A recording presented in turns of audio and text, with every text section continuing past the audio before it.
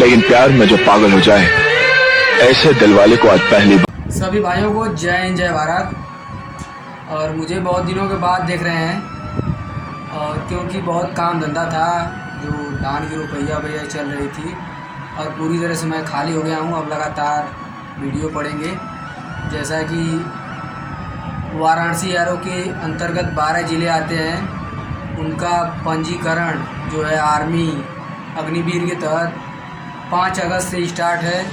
और कुछ लोग डाउट में है कि पंजीकरण हो रहा है, ऑनलाइन हो रहा है कि नहीं हो रहा है। निधड़क एकदम जन सेवा केंद्र पर जाएं, और ऑनलाइन हो रहा है 5 तारीख से, और 3 सितंबर तक चलेगा, इससे ज़्यादा नहीं चलेगा। पहले क्या होता था कि 45 दिन ऑनलाइन होते थे और 15 दिन जब रह जाता था एडमिट कार्ड आता था, पर इस बार ऐसा देखने को नहीं मिलेगा। और 3 सितंबर तक ऑनलाइन होंगे, और 16 नवंबर से 6 दिसंबर के बीच में वाराणसी आरओ के रणबांकुर स्टेडियम में अग्निवीर के तहत 12 ज़िलों की भर्ती होगी। और ये लगभग 20-21 दिन भर्ती चलेगी।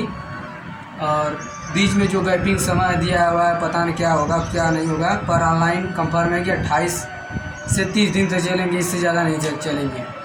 और समय रहते हुए करा लें, और उन साइबर वाले तो न जाएं जो गलत भरते हों, क्योंकि अगली बार बहुत लोगों का ऐसा हुआ था कि रेस फंस गई थी, पर डॉक्यूमेंट्स में जो कुछ अलग था और रजिस्ट्रेशन कुछ अलग था, इसलिए छाड़ दिए।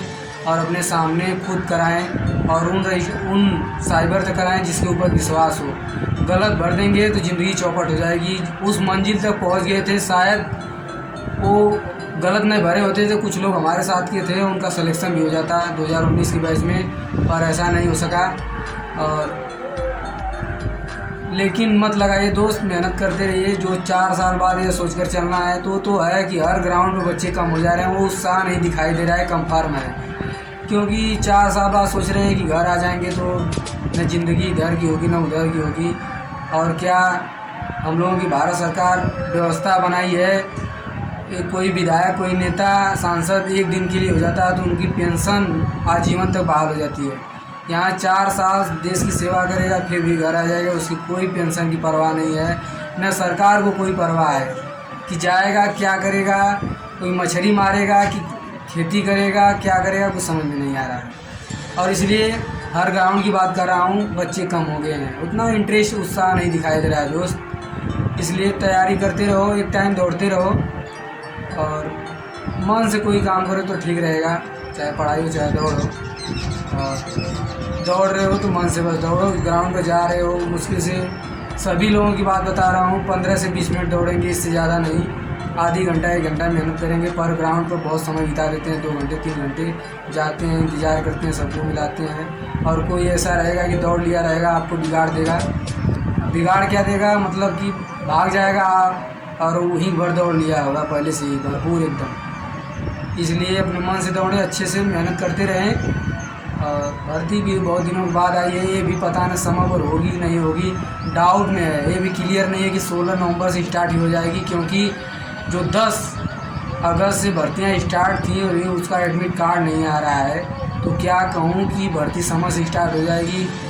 वो भी लगता है कि ऐसे बस हम लोगों के लिए झेल चलवा रहे हैं, पर मेहनत करते रहो, अपने विश्वास के ऊपर अटल रहें, क्योंकि भर्तियाँ आएंगी, चली जाएंगी। और ठीक भाई लोग, तैयारी करते रहो और मन से काम करो, कोई भी काम करो।